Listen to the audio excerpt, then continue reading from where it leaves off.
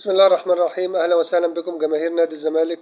فيديو النهاردة فيديو عن مجموعة من أخبار نادي الزمالك. معكم سامي حسن، ونبدأ على طول بأول أخبار نادي الزمالك. مران الزمالك تدريبات متنوعة، وأحمد سليمان يوجه رسالة للاعبين قبل مواجهة الأهلي في نهائي السوبر المصري.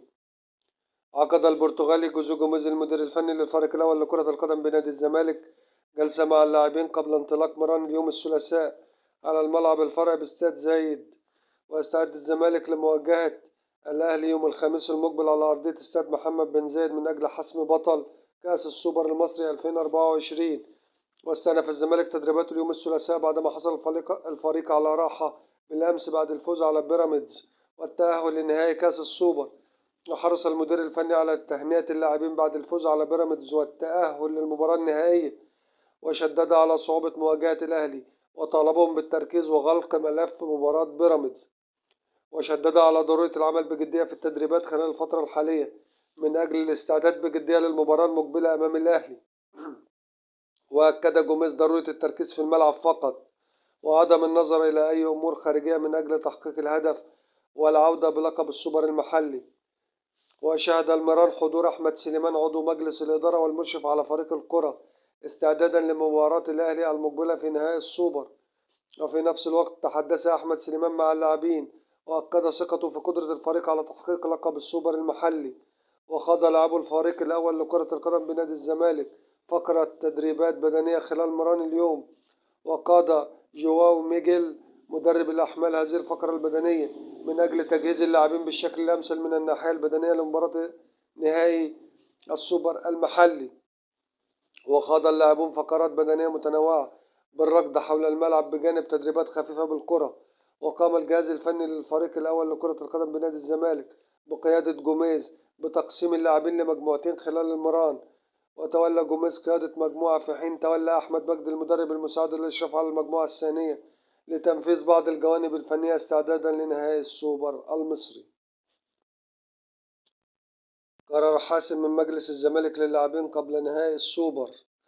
قرر مجلس إدارة نادي الزمالك برئاسة حسين لبيب فرض حظر إعلامي على لاعبي الفريق الأول لكرة القدم قبل نهائي بطولة السوبر المصري.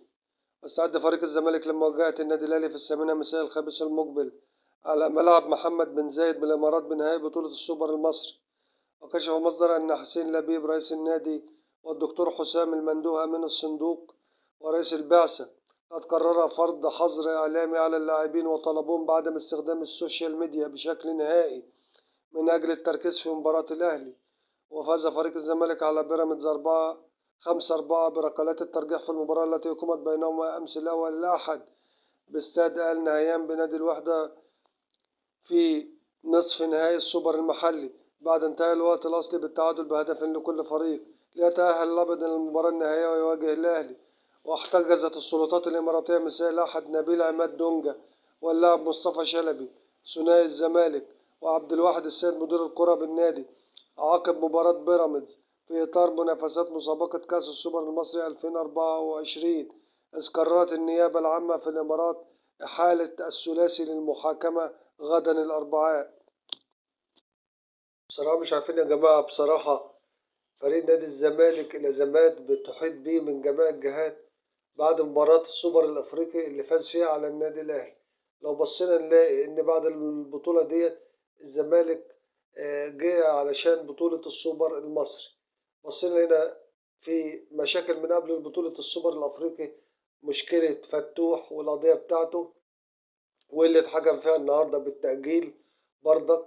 وبالنسبة برضك بعد الموضوع دوت جه موضوع اللي هو لعيبة الزمالك مع فرد الأمن الإماراتي طبعا، وفي المشاكل مع مع الاتنين لعيبة مدير الكرة عبد الواحد السيد اللي هو دونجا ومصطفى شلبي وعبد الواحد السيد. وطبعا في مشاكل وفي جلسة بكرة يعني هيتعلم فيها ايه مصير التلاتة دولت.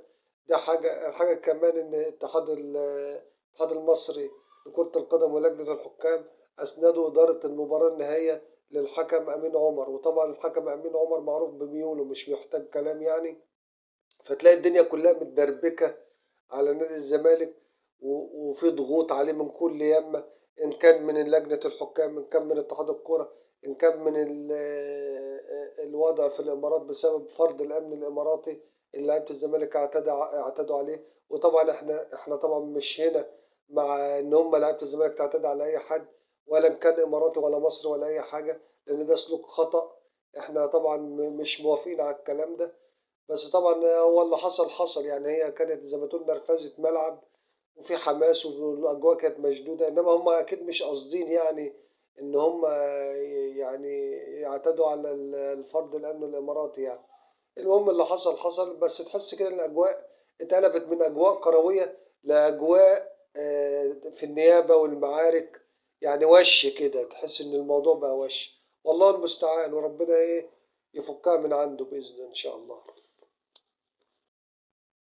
الخبر ده بيكون نهاية الفيديو بتاعنا. شكرا لكم لحسن المتابعة، والسلام عليكم ورحمة الله وبركاته.